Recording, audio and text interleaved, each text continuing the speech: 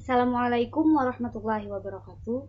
Kembali lagi bersama Ibu Ana Mahdina dari Lokal A Pendidikan Matematika UIN Antasari Banjarmasin. Nah, sebelum kita memulai pembelajaran pada hari ini, marilah kita berdoa terlebih dahulu agar ilmu yang Ibu sampaikan dapat kalian pahami dan dapat bermanfaat bagi kalian. Amin. Berdoa dimulai. Berdoa selesai. Nah, bagaimana kabar kalian hari ini? Semoga kalian baik-baik saja. Bagi yang sakit, semoga penyakitnya lekas diangkat dan lekas sembuh. Amin. Nah, kalian di rumah jangan malas-malasan belajar. Walaupun kalian di rumah aja, tetap belajar dan terus ulangi pelajaran yang telah diajarkan ya. Oke?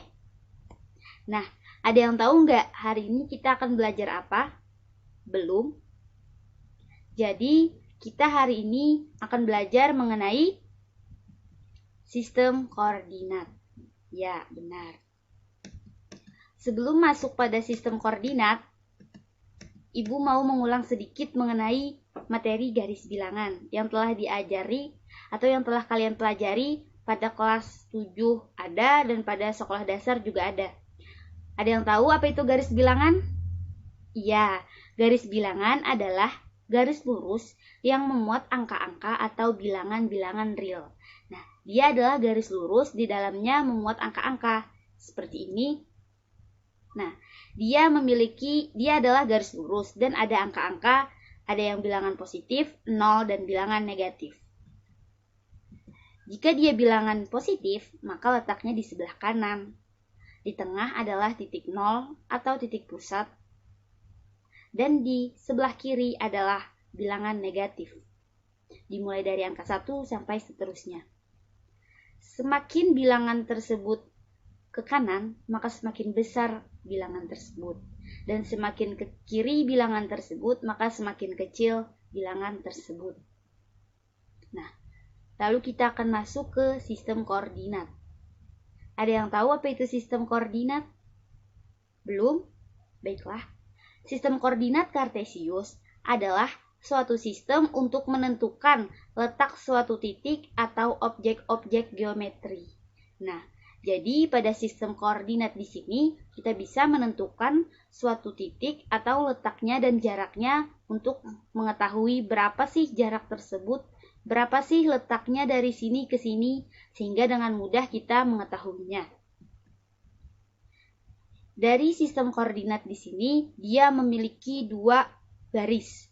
Yang ini adalah garis horizontal atau disebut dengan sumbu X.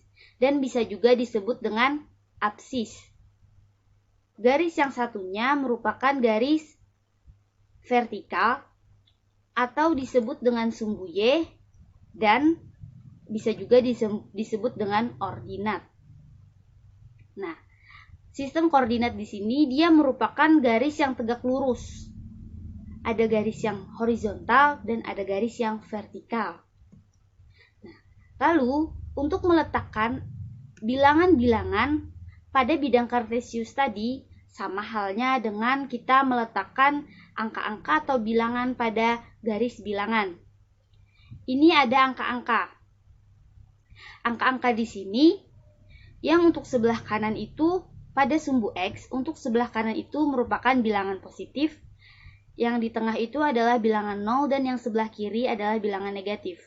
Nah, untuk titik 0 di tengah atau bilangan 0 tersebut adalah titik perpotongan antara sumbu X ini dan sumbu Y.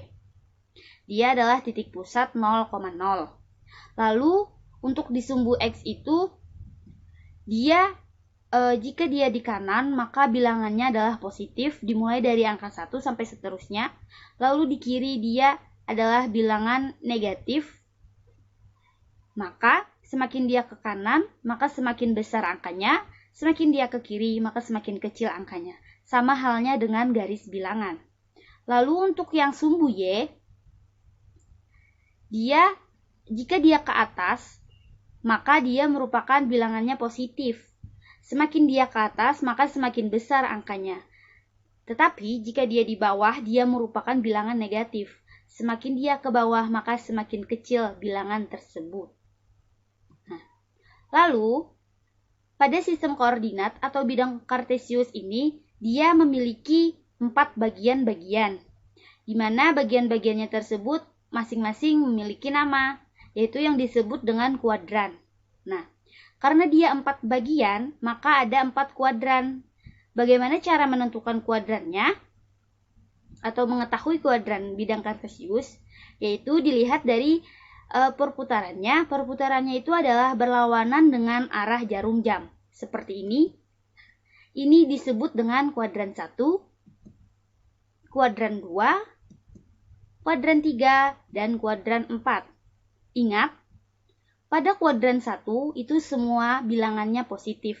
X dan Y-nya positif, bilangan positif. Lalu untuk kuadran 2, itu ada salah satu bilangannya yang negatif, yaitu bilangan untuk X-nya. Kalau Y-nya dia positif. Dan untuk kuadran 3, semua bilangannya itu adalah bilangan negatif. X dan Y-nya bilangan negatif. Dan untuk kuadran 4, ada salah satu yang positif, yaitu bilangan Y atau sumbu Y-nya adalah positif, sehingga pada sumbu X-nya negatif. Itu untuk mengetahui kuadran bidang kartesius. Nah, lalu Ibu ada satu contoh soal mengenai menentukan jarak pada diagram kartesius. Ini adalah contoh soalnya. Amati posisi titik A, B, C, D, E, F, G, dan H terhadap sumbu X dan sumbu Y. Tentukanlah jarak terhadap sumbu X dan sumbu Y. Nah, pertama-tama yang kalian lihat, jaraknya itu ada titik, ada masing-masing titik dari A sampai dengan titik H. Kalian lihat, pada titik A, lihat untuk penyelesaiannya, kita bisa menghitung masing-masing jarak dari titik A terhadap sumbu Y dan terhadap sumbu X-nya. Kita bisa menghitung berapa angka yang dilewatinya. Atau kalau sudah ada kotaknya seperti ini, kita bisa langsung menghitung kotak-kotaknya. Seperti ini. Coba kita lihat yang A. Yang A di sini, dia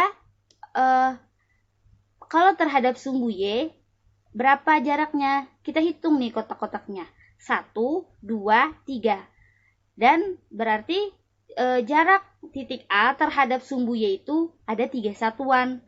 Lalu, yang terhadap sumbu X-nya berapa nih? Kita hitung lagi. 1, 2, 3, 4, 5, 6. Nah, berarti titik A itu berjarak 3 satuan dari sumbu Y dan berjarak 6 satuan terhadap sumbu X.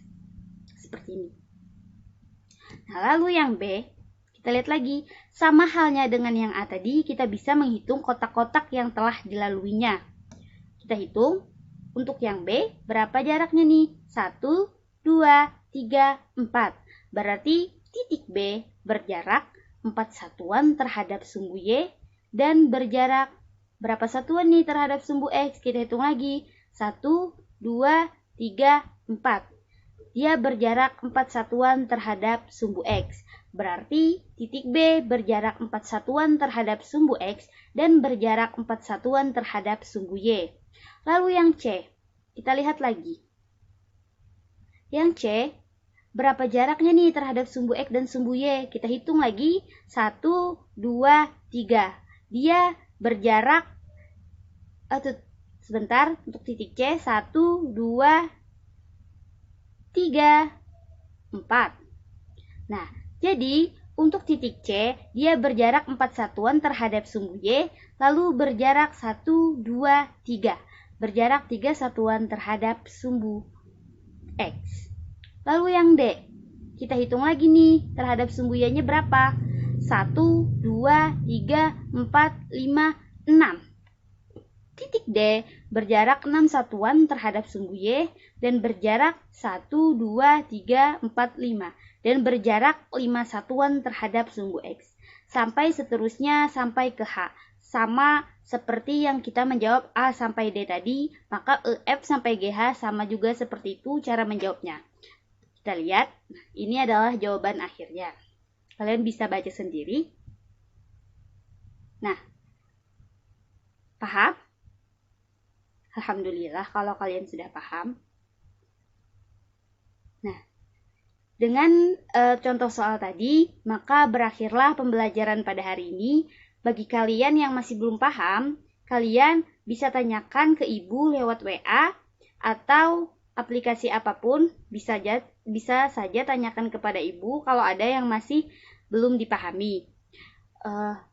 Untuk di akhir video ini, ibu akan memberikan dua tugas atau dua latihan soal.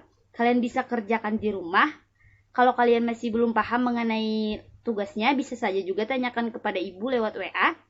Nah, ini ada kesimpulan. Kira-kira kesimpulan kita pada pembelajaran hari ini apa ya? Coba pikir, apa? Ya, jadi sistem koordinat kartesius itu adalah suatu sistem untuk menentukan letak suatu titik atau objek-objek geometri. Nah, bidang koordinat kartesius itu memiliki dua sumbu, yaitu sumbu X yang disebut dengan aksis dan sumbu Y yang disebut dengan ordinat. Nah, jadi untuk menentukan jarak masing-masing titik terhadap sumbu X maupun sumbu Y-nya, kita harus menghitung angka-angka yang dilewatinya, atau jika kita menggunakan buku yang berkotak-kotak atau berpetak-petak, kita juga bisa menghitung petak-petak yang dilewatinya. Seperti itu. Demikian penjelasan dari Ibu. Semoga kalian dapat memahami. Salah hilafnya Ibu mohon maaf. Wassalamualaikum warahmatullahi wabarakatuh.